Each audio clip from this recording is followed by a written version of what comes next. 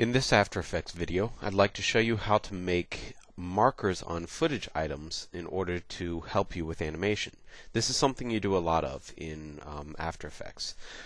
I'm going to start with an MP3 sound, and if I want to make a composition out of this sound, I click and drag it down to the new composition icon, and I can drag that back up so it is even with the other ones. I just drag it over to the left actually, and it can do the same thing. Notice that I now have that item. If I'd like to go in and change the name, I can just hit the enter key, and this can be my animation soundtrack, I'll call it.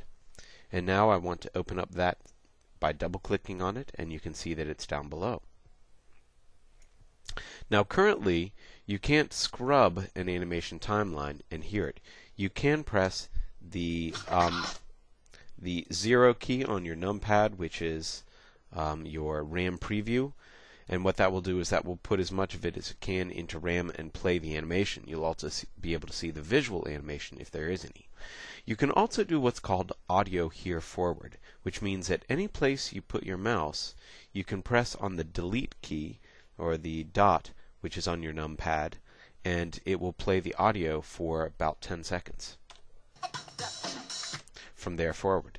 To go to the settings for that, you go to Edit, Preferences, and let's see if we can find Video Preview. Maybe the audio preview shows in here as well. Previews, I guess it's under Previews. So here's our audio preview. It's currently set to just 8 seconds, and if we wanted to change that to 15, we can just type that in and hit OK. And you'll see that that now gives us a little bit longer preview in our audio here forward.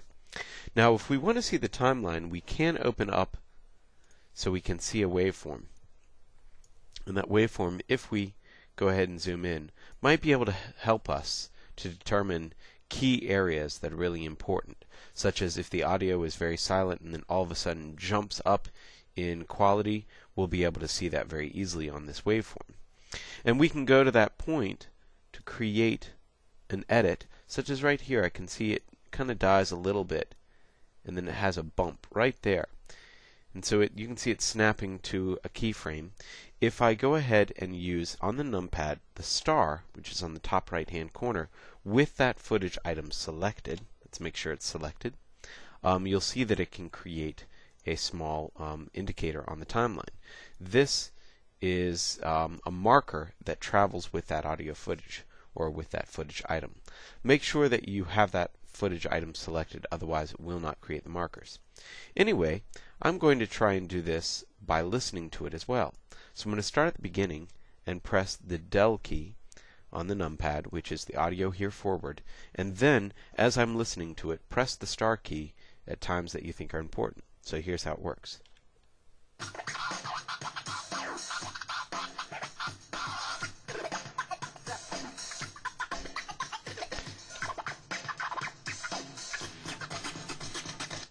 So here are the different spots that I made.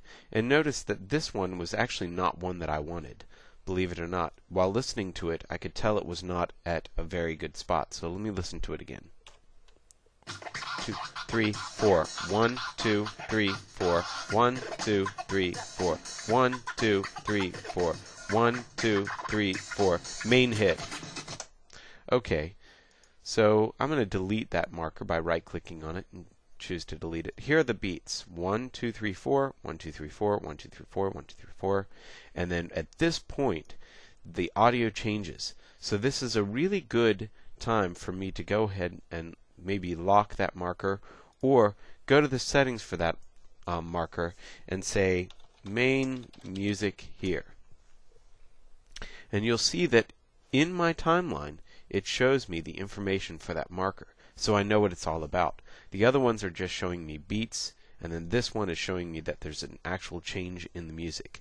And that's a really good thing to do with your audio clips. It works great for voiceover audio as well, because you can determine where particular words are said, or even when a different paragraph comes in, anything that might help you in organizing your animation before you get animating. And that is about it. Thanks.